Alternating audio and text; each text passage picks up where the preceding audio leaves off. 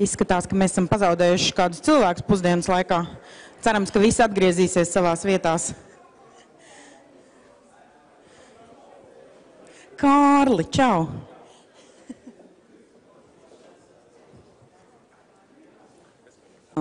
Tātad mans... I will be speaking in Latvian, so put your headphones. Es runāšu latviski turpmāk.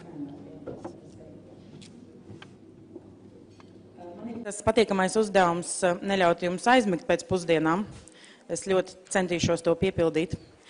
Šajā pēcpusdienā mēs vairāk runāsim par Latviju. Mēs dzirdējām ļoti daudz interesantu runātāju rīta pusē. Uzzinājām daudz par viņu pieredzi, citu valstu pieredzi. Tagad varbūt parunāsim par to, kas notiek Latvijā. Kas tad notiek Latvijā? Ko mēs no tā visa varam ņemt, mācīties un kā tad virzīsimies tālāk. Šī daļa, tātad nelielais ievads, ko es šobrīd jums sniegšu, tas tiešām nebūs garš, ir patreizējā situācija Latvijā, tendences un šķēršļi. Un pēc dažām minūtēm tad manā vietā nāks ļoti interesants panels runātāji no Latvijas, kas analizēs mūsu pašreizējo situāciju sīkāk. Un, diemžēl, neparedzēta apstākļu dēļ paneļu vadītāja Rita Ruduša nevarēs mums pievienoties, bet paldies Marijai Golubevai, kas piekrita viņu aizvietot pēdējā brīdī. Tā kā liels paldies, mums ir nelielas izmaiņas programmā. Mans uzdevums pirms šis panelis nāks un runās, mans uzdevums ir ieskicēt šo situāciju kopumā. Un šorīt, kad es klausījos Grega no OSF prezentāciju, man bija tāda absolūta, latviski sakot, tāda copy-paste sajūta par daudz ko, kas šobrīd notiek Eiropā un kas arī notiek pie mums.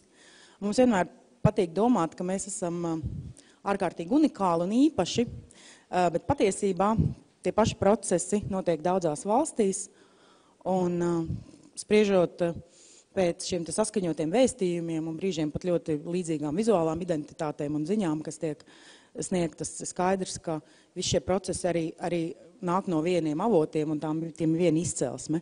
Bet es domāju, ka par šo arī panelis runās vairāk šodien. Protams, ne visur Eiropā mēs dzirdējām arī veiksmes stāstus.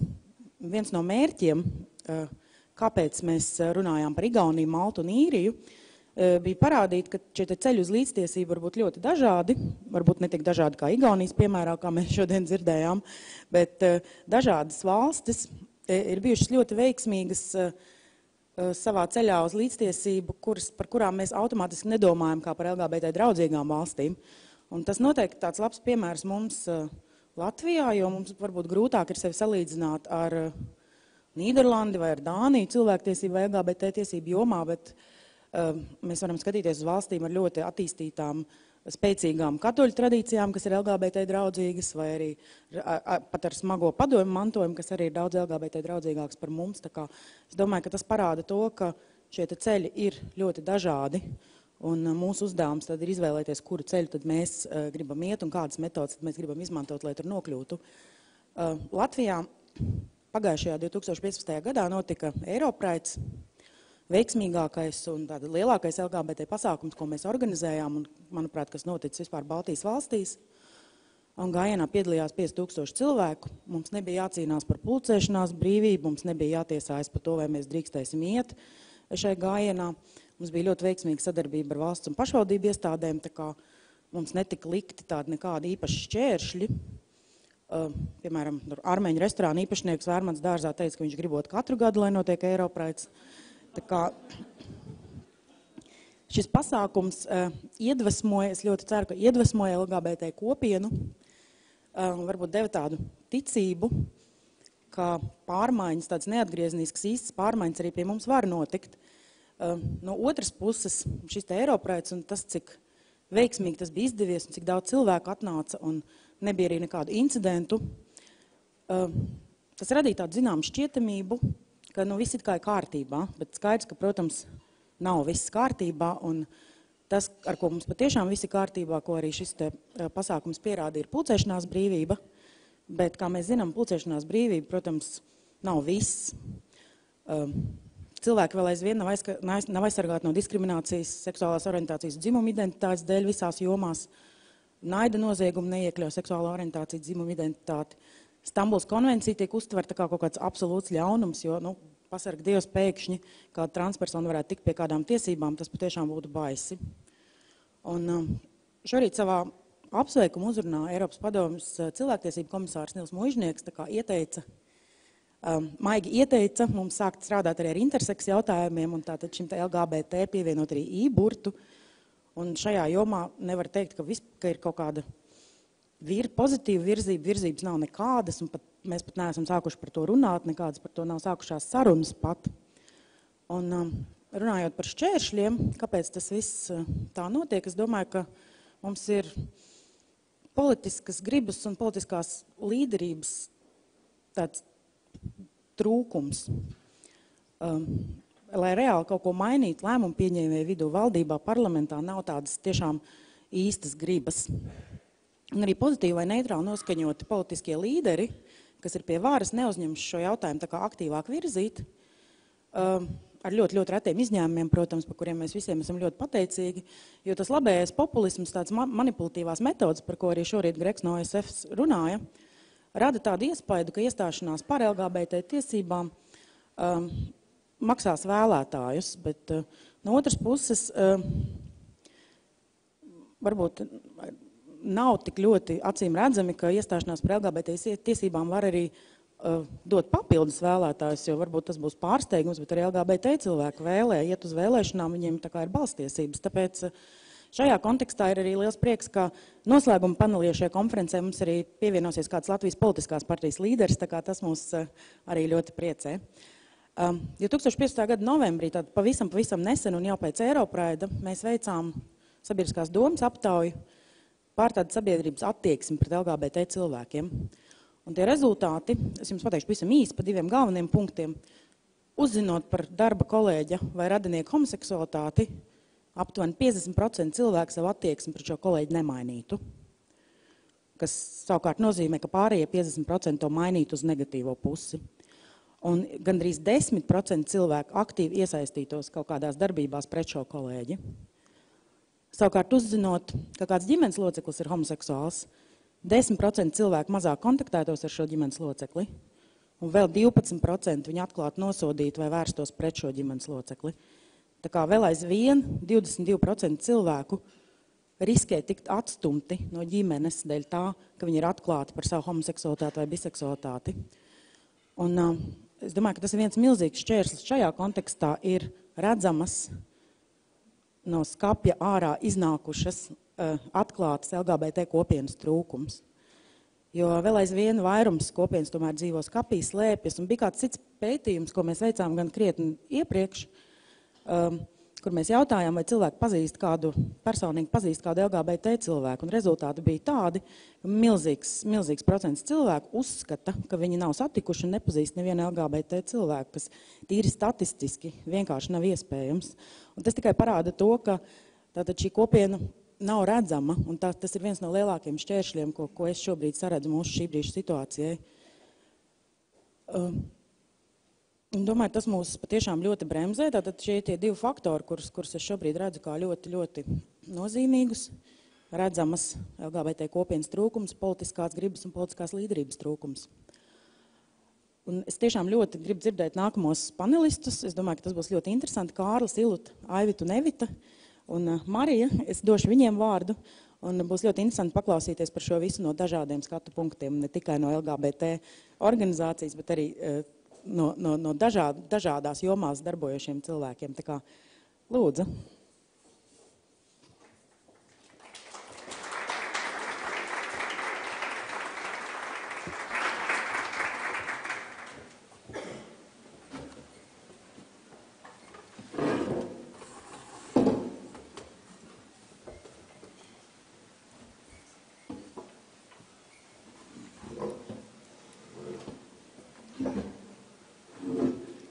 Labdien, es ceru, ka šis mikrofons strādā. Izskatās, ka jā. Es neesmu Rita Ruduša, kā jūs jau dzirdējat no Kristīnas.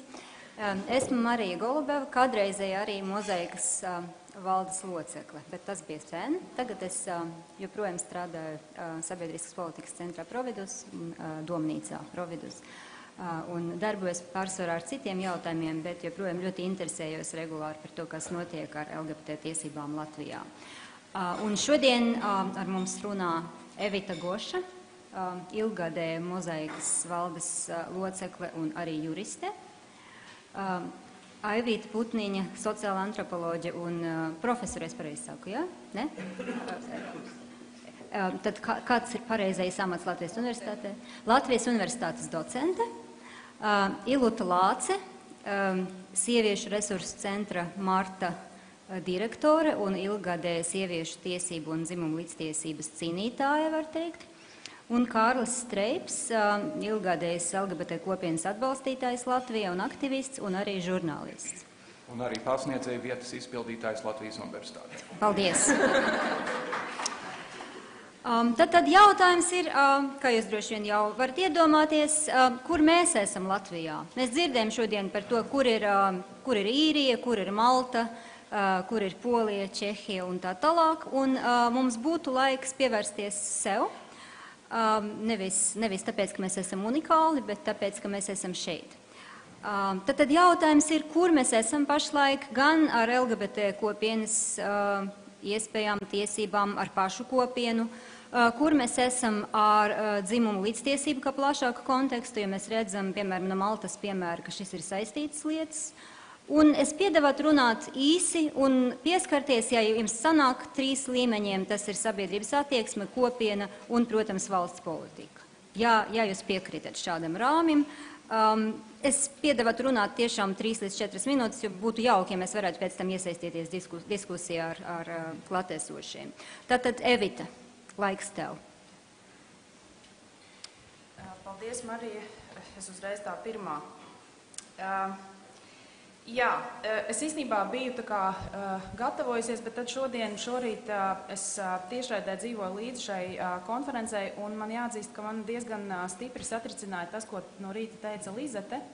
Un tad īstenībā viss tas, ko es tā kā gribēju teikt, nedaudz tā kā sabruka, jo es gadiem ilgi biju dzirdējusi stāstu no igauņu kolēģiem par to, ka Igaunija ir tik unikāla un prāģi tur nav nepieciešami. Pietiks ar kultūras pasākumiem un būs partnerattiecību likums, un mēs visi tā kā ilgus gadus ticējām šim, jau kā izrādās mītam, par to, ka Igaunija ir šis brīnišķīgais veiksmes stāsts un cik viss veiksmīgi tur ir noticis. Un mēs redzam, ka īstenībā tas tā nav. Un man šķiet ļoti svarīgi, ka mēs nekādus līgumus ne ar vienu neesam slēguši, neesam paļāvušies nekādiem spiedieniem un vienmēr esam ticējuši, es teiktu, savām sirdīm un prātiem un darījuši to, kas mums šķiet, kas ir jādara un ko cilvēki vienkārši no sirds dara citur pasaulē. Respektīvi veidojuši kopienu, mēģinājuši darīt visu iespējamo, lai panāktu kopienas redzamību sabiedrībā, lai mainstreamotu LGBT jautājumus, lai LGBT kopiena būtu nevis kaut kāda unikāla kopiena, bet lai tā būtu vienkārši sabiedrības daļa, kura gluži tāpat kā jebkura cita kopiena ir veido šo te sabiedrības mozaīku. Un ir tieši no vienas puses tieši tādi paši cilvēki kā visi pārējie, bet vienlaikus dod savu ieguldījumu ar kaut kādu savu šo te iespējams, ko mēs varētu nosaukt par citādību. Tāpēc man šķiet, ka šo te pēdējo 10 gadu laikā, kopš mozaīka pastāv, manuprāt, ir ļoti būtiski, ka šī kopiena ir izveidojusies, un tas man bija tiešām ļoti sāpīgi dzirdēt to, ko teica Lizete par to, ka patiesībā šī savā ziņā vienošanās par to, ka nenotiek kaut kāda tāda aktīva, publiska dzīve, mēs varētu teikt arī tā skaitā uz ielām, ja mēs runājam, teiksim, par došanos ielās, demonstrācijām, ka šī kopiena patiesībā arī nepastāv kā kaut kas, varbūt salīdzinoši vienots. Protams, vienmēr mēs visi būsim atšķirīgi, bet tomēr es domāju, ka mozaīkas kontekstā mēs redzam, ka šī kopiena ir, ka ir jauni cilvēki. Man pašai ir tiešām prieks redzēt arī cilvēkus, kurus es pat varbūt nepazīstu šobrīd, kas ir piebiedrojušies biedrībai Un tas, manuprāt, ir tiešām ļoti, ļoti pozitīvi. Tāpat mēs vakarā kopīgi aprunājoties diskusijā, kāpēc mozaīka, runājot par visiem šiem 10 gadiem, jo, protams, ikdienā mēs vairs nedomājam par to, kā bija pirms šiem 10 gadiem. Un vēl vakarā mēs atcerējāmies to, kā pirms šiem 10 gadiem, ejot pa ielu, bija bīstami. Es pati atcerējos, kā es pārvietojos tikai ar gāzes baloniņu aizsardzības nolūkos. Mēs runājām par to, kā mums vienkārši ejot pa ielu atvērās automašīnas loks un mūs Jēzus Kristus vārdā nolādēja. Mēs runājām par to, kā mums zvanīja un draudēja pa telefonu. Šodien tas jau ir aizmirsies, bet īstenībā tas viss ir relatīvi nesen. Un tāpēc, ja mums, protams, īpaši sliktās dienās mums šķiet, jā, nekas nenotiek, nekas nemainās, redz, kur, teiksim, normatīvo aktu jomā mēs esam turpat, kur pirms 10 gadiem, bet īstenībā mēs esam ļoti tālu no tā, kur mēs bijām pirms 10 gadiem. Un es domāju, ka ļoti drīz tieši veidojot un darot to, ko mēs esam darījuši līdz šim, veidojot kopienu, veicinot šo te redzamību, runājot par normatīvajiem aktiem, un es ļoti īpaši gribu uzsvērt, un es domāju, ka es par to varbūt parunāšu nedaudz vairāk vēlāk, tiešām nodarbojoties ar stratēģisko tiesvedību, ko mēs šobrīd Latvijā diezgan aktīvi esam uzsākuši, ka to visu darot, ko mēs esam darījuši līdz šim, un darot to vēl intensīvāk, kvalitatīvāk, labāk un vairāk, ka mēs sasniegsim šo te lūzuma punktu un vienā brīdī arī šī te politiskā vide vienkārši būs spiesta mainīties. Tā nevar būt. Galu galā šos politiķus, kurus mēs šogad redzam, ka mēs esam, manuprāt, apmēram turpat, kur mēs bijām 2006. Gadā, jo principā mums ir Tautas partijas premjers un Lembergs sēž pie valdības veidošanas galda. Mums it kā bija šī attīstība, tagad mēs atkal esam apmēram turpat, kur 2006. Gadā, bet kaut kādā brīdī tam ir jāmainās. Vienkārši tā nevar palikt, un manuprāt, tiešām mēs šo tipping pointu sasniegsim ļoti drīz. Paldies. Tātad kopiena ir svarīga, tas ir, cik es sapratu, pamata vēstījums. Ilūta, tev ir pieredze citā ciņā, tā teikt. Kā no tavas skatu punkta izskatās šis? Jā, es ikdienā katru dienu strādāju, lai uzlabotu sieviešu tiesību situāciju reālajās ikdienas dzīvēs un arī saistībā ar šo arī bērnu un jauniešu situāciju. Un tā mana izjūta par to situāciju, kurā mēs esam šobrīd, ir tāda, ka no vienas puses patiesi ir progress, un ja mēs runājam par progresu, tad to varētu tādā ikdienas sadzīves attieksmju līmenī, kad tu redzi, ka ir arvien vairāk cilvēki, kas uzdrošinās iznākt no skapja vai kas ir gatavi saukt sev par feministu, vai kad parādās arvien vairāk šādi cilvēki, grupējumi, blogeri un tā tālāk. Bet no otras puses, ja pirms 10 gadiem mums bija tomēr politiskajā darba kārtībā valdībā mēs diskutējām par iespēju izveidot likumu pret visa veida diskrimināciju, likumu par dzimumu līdztiesību. Tad šāda diskusija šobrīd vispār nav iespējama politiskajā līmenī. Tagad ir jānosargā tas, kas vispār ir sasniegts, un jāskatās, lai nav uzbrukums seksuālās un reproduktīvās veselības likumam, ierobežojot tiesības sieviešu, lai nav uzbrukums un ir uzbrukums izglītības sistēmai, un to mēs jūtam ar likumības vadlīnijām un tā saucamajiem likumības grozījumiem. Un, ja, piemēram, jau tā bija, mēs redzam, ka mums gandrīz viens projekts, ko mēs ieviesām skolā par seksuālo bulingu, pret seksuālo bulingu izgāzās tikai tamdēļ, kad mūsu skolotāji nav gana spēcīgi runāt par cilvēktiesībām un par seksualitāti un dažādiem šādiem jautājumiem, kur ir jūtama ļoti liela homofobija, tad tagad ar šīm likumības vadlīnijām, grozījumiem un vispārējo, tas tā kā pastiprinās un mēs nevaram iet uz priekšu, bet ir tā kā jāsargā tas, kas jau ir un jāskatās, lai tas nepasliktinās. Un tāpatās arī mēs to jūtam caur to, kad mēs esam virzījuši iniciatīvas par tiesisko aizsardzību nereģistrētās attiecībās, atverot šo iespēju būt tiesiski aizsargātiem visiem Latvijas cilvēkiem. Un šī iniciatīva nevirzās, jo šeit arī, kā teikt, ir uzbrukums tām lietām, kas saistās ar homoseksualitāti, jo tas diskurss vispār ir tāds, ka dzimuma līdztiesība, diskurss no konkrētiem politiskajiem spēkiem un noteiktām sabiedriskajām organizācijām, kas ir it kā par ģimeni un par dzīvību, bet reāli viņi tā kā saredz, ka dzimuma līdztiesība vienādojas ar homoseksualitāti vienādojās ar pedofīliju, un saliekot šo visu vienā katlā, tad tas ir kaut kas briesmīgs un bīstams. Lūk, un veidojot šādu to diskursu, tad arī tāds daudzas progresīvas lietas un cilvēktiesības ir grūti virzīt uz priekšu. Un arī šobrīd ar kopdzīves likumu, kur tiek vāktas balsis, tik vienkārši nemaz manā platformā mana balss tik vienkārši nevirzās uz priekšu. Un pēdējais tāds piliens visam liekas, ka Stambulas konvencija patiešām, kas ir vērsta pret vardarbību pret sievietēm, ir, kāpēc to, lai neparakstītu. Un joprojām ir 2016. gads, un mūsu tieslietu ministrs ir paziņojis, ka viņš kaut ko pētīs sirsnīgi, jo jāskatās, kā tas savienojās ar Latvijas likumiem, kaut gan Latvija ir bijusi klāt šīs konvencijas izstrādē, viņa ir arī izteikusies, viņai arī ir Tieslietu ministrija jau pirms 2 gadiem publiski ir paziņojusi, ka jā, mēs taču parakstīsim šo konvenciju, un tomēr mēs viņu neparakstam, jo tomēr tiek saskatīts visādas interesantas lietas, par kurām konvencija principā nerunā. Vai ir tā, ka kamēr mums nav progresīva politika, mums nekas nespīd? Es saku, ka ir divas lietas. No vienas puses mēs redzam, ka sabiedrība, ar kuru mēs arī paralēli strādājam, es jūtu, ka ir šis progresīvas tendences un ir šī izpratne par cilvēktiesībām un vēlme kaut ko mainīt un arī struktūrāli mainīt.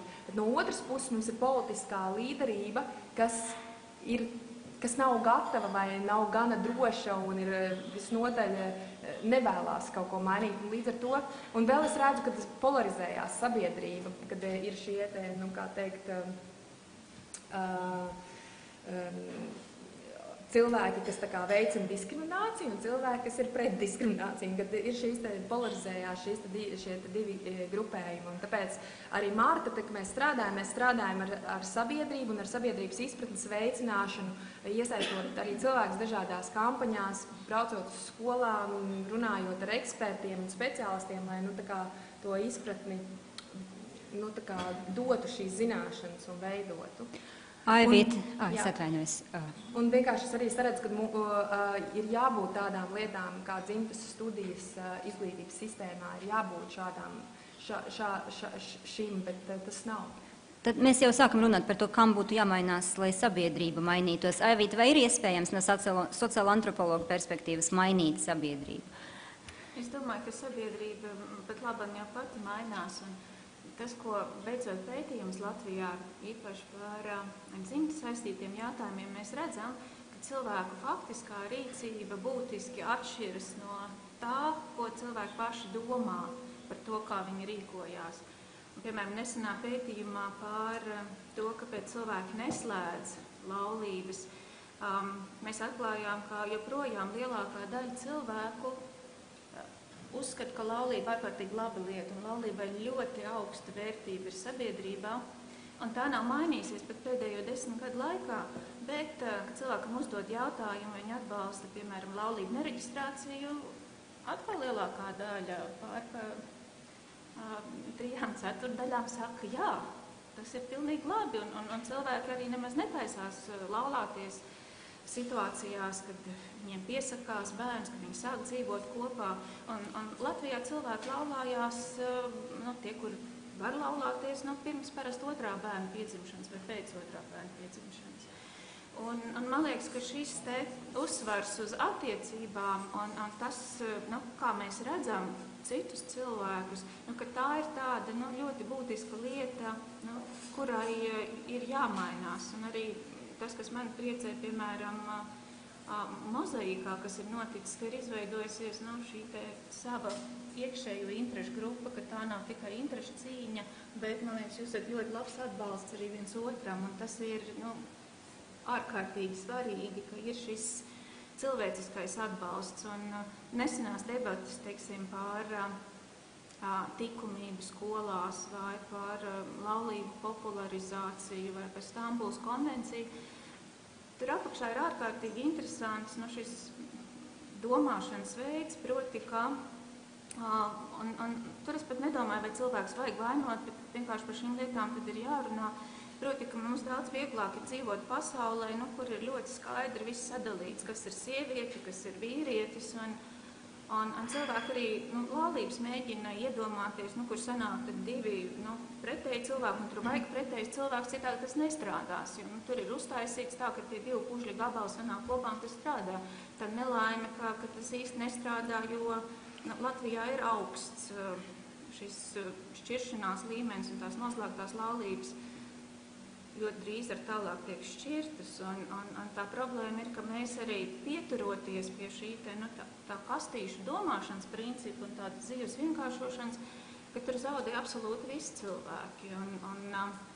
Un tāpēc šī debate par likumību, man liekas, ir ārkārtīgi svarīgi, ka mēs nenonākam, teiksim, no vienas galības, ka mēs atmetam šo debati par vērtībām, bet mēs viņu mēģinām turpināt nedaudz citā līmenī, kā mēs varam uz otru cilvēku paskatīties tā, lai tas otrs cilvēks mums būtu vērtība.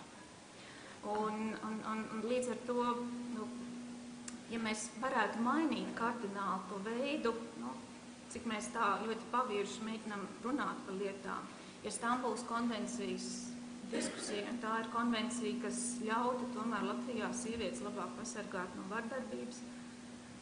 Ja mēs sākam runāt par to šajā kastīšu veidā, kas mani ļoti pārsteidz arī, ka tie ir asociācijas ģimeni pārstāvi arī klāt, tas, ka šīs asociācijas vēstulē, piemēram, vesela rinkopa pa vidu bija galvenokārt pievērsta tieši kastīšu jautājumam, runājot sabiedrisko labierīdzību kontekstā. Kas tagad notiks, ja mēs tagad šīs divu sadalījumu vistiņu un gailītu uz durvīm mainīsim, un kā tas varētu sagraut mūsu šo pasaules kārtību. Un ja mēs varētu paskatīties to otru cilvēku kā uz cilvēku, bet ne kaut kādu statusu vai lomu kopumu, es domāju, ka mēs visi varētu daudz vairāk iegūt. Un noteikti vēl viens jautājums, par ko es gribētu, tas ir politikas kvalitāte, jo arī šīs dzimtas attiecības ir svarīgs ne tikai tā, kā cilvēki mājās ikdienā veido savas attiecības un pamanās neredzēt, ka šīs attiecības nav tikai, ka tur ir divas toaletes būdiņas ar divām zīmēm blakus, bet ka tās nonāk atšķirīgās pozīcijās. Šie cilvēki, kas viņas nav vienā līmenī, tad mums arī politiku ļoti būtiski strukturē dzimtas attiecības. Un tā ir ļoti būtiska un vērtīga kārts un kapitāls, ko cilvēki izmanto. Un tad politikas kvalitāte, tas ir vēl viens jautājums, kur tādas organizācijas, gan kā Mozaīka vai Resursu centrs sievietēm Marta, var bīdīt šo latiņu augstāk, proti, lai politiku mēs pieņemtu nevis uz tādiem populāri zinātniskiem rakstiem, bet mēs tiešām balstītu mūsu sabiedrības vajadzībās, un tas mums ļautu pārdomāt gan savas attiecības mājās, darba vietā, un tas, ko Kristīna arī stāstīja par to, ka mums ir tik daudz cilvēku, kas nav pamanījuši, ka kāds no LGBT kopienas pārstāvjiem strādā ar viņu vienā darba vietā, tas nozīmē to, cik ārkārtīgi paviršas ir mūsu attiecības. Un vismaz, ko es esmu guvusi pirmā lieta no pētot LGBT ģimenes, ir tā, ka tie ir laimīgi cilvēki tādā ziņā, ka viņi spēj paskatīties uz pasauli ārpus šo divu kastīšu robežas. Jo viņu situācija vienkārši liek otrā cilvēkā pirmkārt ieraudzīt cilvēku, nevis balstīties šajā vispār pieņemamajā dalījumā. Un par to es esmu ārkārtīgi pateicīga mums visiem. Paldies! Kārli, tu esi viens no tiem cilvēkiem, kas tomēr diezgan bieži ir ierunājies par to, ka vispār tā kā mēs dzīvojam 21. gadsimta un ir vērts varbūt nedaudz citādi uz šīm lietām skatīties. Bet mēs tādā pašā laikā dzīvojam sabiedrību, kur ir ārkārtīgi daudz spožu, gudru cilvēku, gan starp žurnālistiem, gan starp politiķiem, es domāju.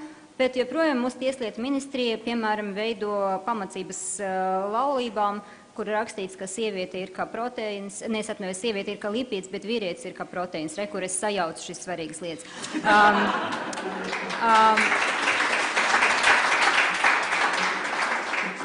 Kāpēc vairāk šo spožu un gudru žurnālistu un citu, teiksim, intelektuālu darba darītāju neierunājas par to, ka tas nav normāli? Es nezinu. Es esmu žurnālists mācījis Latvijas universitātē ļoti, ļoti daudzus gadus. Es nezinu, kas viņiem notiek pēc tam, kad viņi tiek ārā no manis. Bet, par sabiedrību kā tādu, pirmais, ko es gribu teikt, ir, ka Latvijā ir tikai 2 sabiedrībā tiešām redzami atklāti geji. Es esmu viens, Latvijas Republikas ārlietu ministrs ir otrs. Latvijas ārlietu ministrs iznāca no skapja pirms gada, viņa reitings nokrita līdz pagrabam.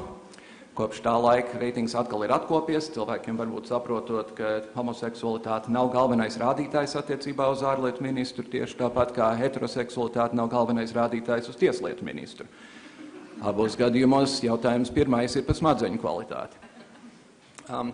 Es par sevi varu teikt, es esmu bijis atklāts gejs, kopš man bija 16 gadu, un katrs klātesošais var mēģināt uzminēt, cik tas bija sen, kad man bija 16 gadu. Bet fakts, ka es esmu gejs, ieradās Latvijā pirms es pats te ierados. Es esmu dzimis un audzis Amerikas Savienotajās valstīs, un es esmu bijis atklāts gejs kopš pirmās dienas, kad es šeit esmu bijis. Un interneta vide ir viena lieta, bet ļoti reti man ir nācies kaut ko negatīvu klausīties klātienē, kur kāds ar mani tā kaut ko saka acīs. Vienreiz bija vienā paneļa diskusijā, kur es biju kopā ar Evitu Gošu, kur bija viens satrakots cilvēks, kurš runāja par laulībām ar traktoriem un sazinu vēl ko. Un otra reize bija televīzijas raidījumā, kur es biju kopā ar Aivitu Putniņu, kur viens satrakots mācītājs runāja par dēmoniem un vispār. Kas attiecas uz kopienu, pirmā lieta, ko es gribu teikt, ir, ka Latvijas Republikā ir tikai 2 atklāti geji. Es esmu viens, Latvijas ārlietu ministrs ir otrs. Un lielā problēma, manuprāt, LGBT kopienā Latvijā ir divējādi. Viena ir apātija. Pirms Eiropraidu un pirms citiem praidiem internetā var bezgala lasīt cilvēkus, kas ir geji, bet man tas nav vajadzīgs. Man nav vajadzīga politika, man nav vajadzīga sabiedriska iesaistīšanās, man pietiek ar to, ka mums ir 2 krogi Rīgā, un ar to arī visi pateica. Un otrkārt, ļoti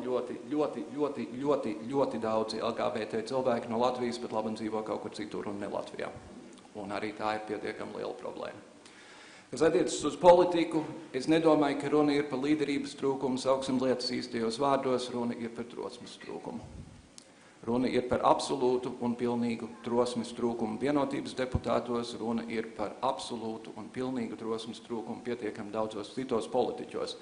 Es pieņemu, ka tas partijas līderis, kurš tika paziņots šeit, būs Juris Pūce no Latvijas attīstībai.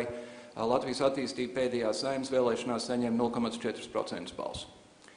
Un paldies Jurim Pūcem un Latvijas attīstībai, un paldies it īpaši par to, ka tā ir tā partija, kas virza šo kopdzīves likumu portālā Mana balss, un es arī to esmu parakstījis, un es esmu mudinājis to parakstīt visiem pēc kārtas, bet tajā pieteikumā, kas ir portālā Mana balss par viendzimumu laulībām, nav teikts pilnīgi nekas.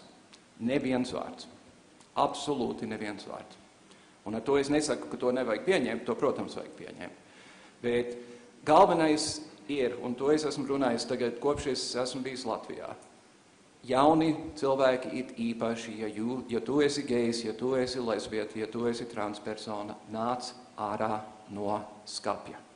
Nāc tūliņ tagad ārā no skapja. Ar vecākiem vispirms, ar draugiem un draudzenēm pēc tam, sabiedriski pēc tam. Paldies! Paldies! Es domāju, ka mēs varam mierīgi izpalikt bez diskusijas savā starpā, jo man šķiet, ka ir svarīgi iesaistīt auditoriju. Vai ne? Tā kā atlikušās 15 minūtes, es domāju, ka mēs gaidam jūsu jautājumus un komentārus un esam gatavi ar jums diskutēt. Nav neviena komentāra, neviena jautājuma. Lūdzu.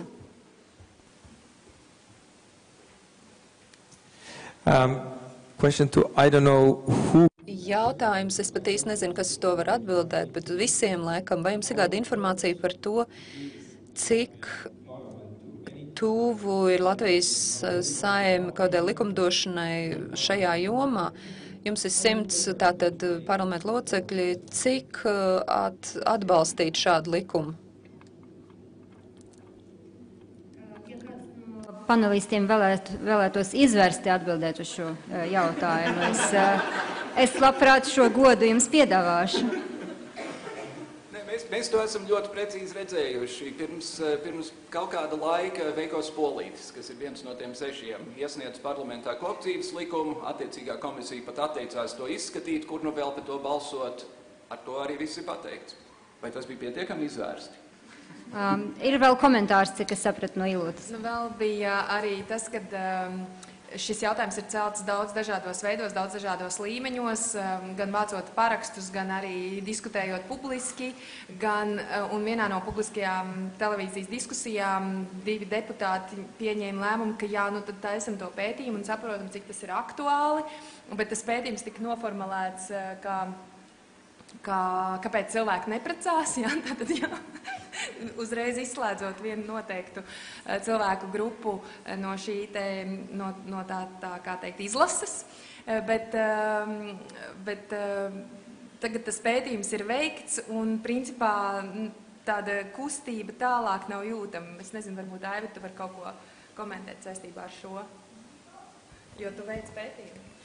Es domāju, ka ar šis jautājums, cik tālu ir likumdošana, lai ļautu reģistrēties LGBT pāriem.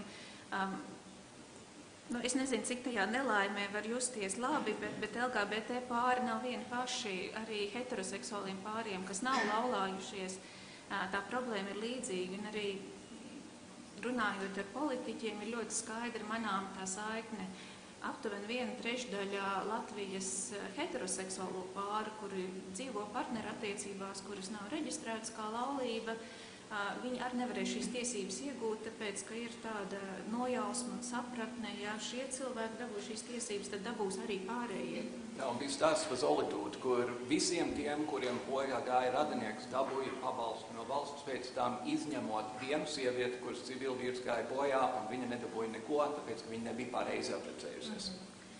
Jā, un šī noteikti ir, tā ir ļoti liela problēma, kurā cieši gan bērni, gan jo, proti, ja cilvēkiem nav nekādas valsts atzītas juridiskas aizsardzības, tad, protams, ka tie bērni ir tie, caur kuriem attiecības tiek kārtotas. Otrs jautājums, kur tās ir sievietes, kuras cieši no vardarbības, jo likums, krimināla likumā ierakstīt, ka vardarbība mājās ir īpaši vardarbības veids, tas Latvijā arī nebija iespējams, no tā iemesla dēļ, ka tad nāktos mainīt definīciju, kas ir ģimene, un šo kā karstu kartupeli joprojām tas tiek valstīts no vienas ministrijas uz otru, ir nelielas izmaiņas par aizsardzību krimināla procesa laikā, bet citi jautājumi jau mums tālāk nav gājuši. Viena lieta, ko piebilst, ir, ka Latvijā LGBT cilvēki ir aizsargāti pret diskrimināciju nodarbinātības jomā, tāpēc, ka Eiropas Savienība pateica, ka ja Latvijas gudrās galvas nepieņems aizsardzību nodarbinātības jomā, Eiropas Savienība pret Latviju vērs sankcijas.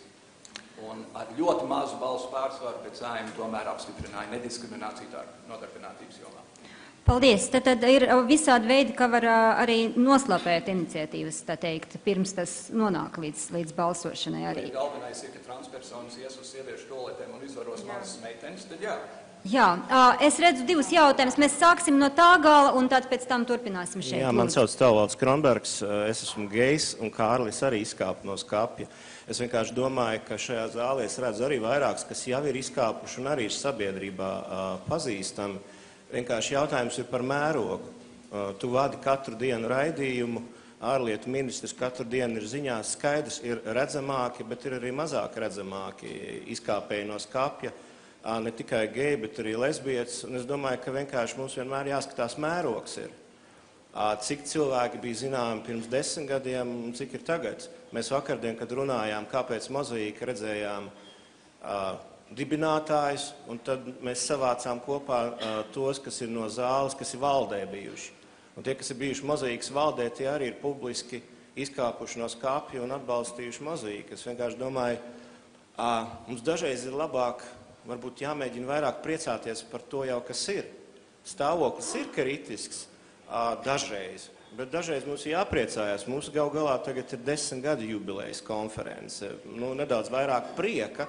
Un tas, ka paneļu diskusijā piedalās, es, protams, nezinu divu dāmu seksuālo orientāciju. Jā. Es pieļauju iespēju, ka jūs varētu būt heteroseksuāls. Jā. Es gribēju teikt ar to, ka paldies par to atbalstu arī no hetero pasaules. Un tas ir tas, kur vairāk mēs bieži vien izdalām LGBT, bet mums ir vajadzīgs arī hetero atbalsts. Tas tāds tā kā komentārs. Paldies. Šis drīzāk bija komentārs. Ja mēs tagad varbūt neieslīgsim. Jā. Es neiebilstu pret to, ko tu teici, bet es neticu, ka Latvijā nav neviena geja politiķa, es neticu, ka Latvijā nav neviena geja vai lesbieta sportista, es neticu, ka Latvijā nav neviena geja vai lesbietas aktiera vai aktrises. Un tie ir tie cilvēki, kuriem tomēr ir jānāk ārā no skapja, tāpēc, ka tas ir simbols. Paldies. Un lūdzu, šeit bija jautājums.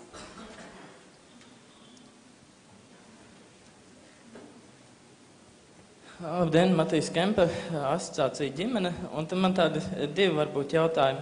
Viens, ko jau tā kā iepriekš pieminēja, par to kvantitāti, tā varētu teikt. Cik tad jūs esat 10 gadu laikā, tā skaita ziņā auguši? Ja atskatās pēc 10 gadiem, tad uz skaitiem būtu labi apskatīties. Un tad otrs jautājums, tas varbūt, nezinu, kurš to varētu komentēt. Kādi ir tie lielākie iegūmi no šīs te Stambulas konvencijas? Jā, es varbūt palūkšu, ņemot vērā, ka mums nav tik daudz laika, es varbūt palūkšu specifiski, kas attiecas uz LGBT kopienu Evitai atbildēt, kā Mozaīkas pārstāve ilgādēji, un pēc tam tad Ilūtei par Stambulas konvenciju. Varam tā vienoties, lūdzu? Es varbūt lūkšu precizēt jautājumu, ko jūs tieši domājat tajā pirmajā jautājumā ar jūs vai mēs. Es tā īsti nesaprotu tieši auguši. Ko tas nozīmē auguši? Tā kā jūs domājat, ka tā kā gejs un lesbietes vervē, vai jūs domājat biedru skaitu, vai jūs domājat, ko jūs domājat? Biedru skaitu, tad par biedriem runājot, tad situācija ir tāda, ka 2006. gadā Mozaīka dibināja 16 cilvēki, šobrīd kopējais biedru un atbalstītāju skaits ir aptuveni 200 cilvēki. Tie ir cilvēki, kuri aktīvi darbojas biedrībā. Tātad mēs nerunājam par cilvēkiem, kuri vienkārši ir geji un lesbietes. Ja? Par šo, es domāju, mums tā kā sen zinātne ir šo jautājumu sniegusi atbildi, ja? Un tā ir tātad daļa no jebkuras valsts, jebkuras pasaules daļas populācijas. Ja? Par to tātad, es domāju, mēs šeit nediskutēsim un zinātni neapstrīdēsim. Bet, ja mēs runājam par biedrības darbību, jā, tad, protams, ka biedrība ir nesalīdzināmi augusi salīdzinoši ar tās dibināšanas brīdi. Tātad Stambulas konvencijas mērķis ir novērst vardarbību pret sievietēm un īpaši vardarbību, kas ir vardarbība ģimenē. Un galvenais šī konvencija runā par to, ka nesamērīgi daudz vardarbība ir tieši pret sievietēm, un kas ir izveidojies vēsturiskā konteksta iespaidā un tāpēc, ka ir nelīdztiesība, un kad ir svarīgi arī veikt daudz dažāda mēroga pasākums, lai veidot līdztiesīgu sabiedrību. Un šī konvencija, parakstot šo konvenciju, mēs kā valsts apņemamies ļoti nozīmīgus soļus spērt, gan mainīt likumdošanu, rīcību politikas. Mēs jau arī šajā virzienā esam ļoti daudz ko darījuši. Un tas, ja mēs parakstām šo konvenciju, arī mēs esam kopīgi Eiropas padomes saimē un vērojam, kā tad mums ir ar progresu, jo ir arī paredzēta tāda saucamā Grēvijo grupa, kas tā kā skatās un raugās, kā šī konvencija tiek ieviesta, kāds progress, un mēs veidojam līdzīgi kā ar citām konvencijām savas valsts ziņojumus un skatāmies, raugamies, kā mēs attīstamies un uzlabojam situāciju, nepārtraukti uzlabojam situāciju.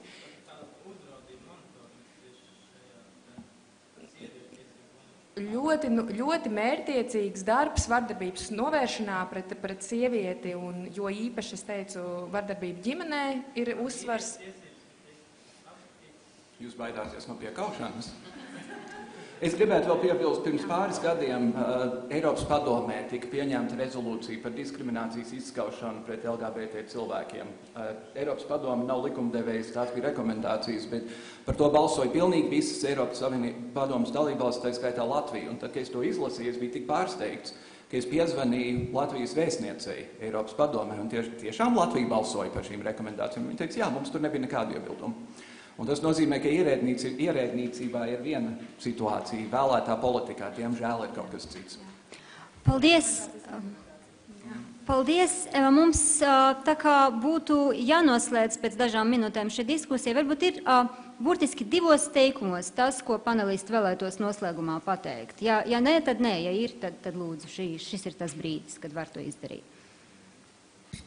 Come out wherever you are. Atklājieties un uzstājiet uz savu orientāciju, lai kur arī jūs būtu. Daudz dažādiem spēlētājiem ir iespējams izmainīt, veikt struktūrālas pārmaiņas un arī sabiedrības attieksmē, bet ir jāstrādā kopā un tiešām jāsadarbojās. Un es uz to arī aicinu. Es pilnīgi piekrītu Ilutai, es varbūt tikai piebildīšu, ka, ja sākumā Marijas uzstādījums bija runāt par šiem 3 līmeņiem, es domāju, ka mēs nevaram izdalīt viennozīmīgi, ka kāds līmenis būtu ar kaut ko izcilāks vai pārāks par citiem. Mums ir kopā jāstrādā visās jomās, un tad tā situācija arī mainīsies. Aivita, tev ir noslēgumam kaut kas? Jā, es droši vien varu atgādināt to, ar ko es arī sāku, jo man liekas, ka mums ir jānovērtē to, kas mēs viens otram esam. Un, ja arī izskatās, un tas noteikti ir arī, teiksim, Eiropas Savienības kontekstā, kur ir tāds, zināms, konservatīvo vērtību, tāds atvilnis, kas ir manāms, teiksim, arī Eiropas komisijā. Aizspriedumi, nekonservatīvisms. Jā, kā Kārlis tagad turpina pie sevis, bet jo viņam jau ir izslēgts mikrofons. Jā, bet es domāju, ka arī šādā situācijā nevajag novērtēt par zemu to, kā mēs kādreiz pasakam kaut ko labu viens otram un atbalstam. Un tas, kā sieviešu organizācijas un LGBT organizācijas Latvijā ir pie viena galda, tas ir nenovērtējams ieguvums. Paldies, un jā, tiešām īrijas piemērs šodienas rīta diskusijā, kad runāja par to, ka var pasniegt LGBT jautājumu arī kā ģimenes vērtības un runāt par to, kāda sabiedrībā mēs visi gribētu dzīvot pēc dažiem gadiem, ka mēs gribētu iekļaujošu, nevis izslēdzošu sabiedrību un sadarbību. Es domāju, ka tas tiešām ir tas, ko jūs arī visi atbalstāt. Paldies, un paldies par ļoti interesantām atbildēm.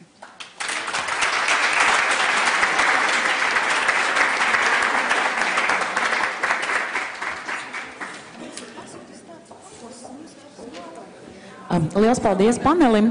Šobrīd mums būs neliela kafijas pauze un 3:30 tiekamies uz noslēgumu paneli.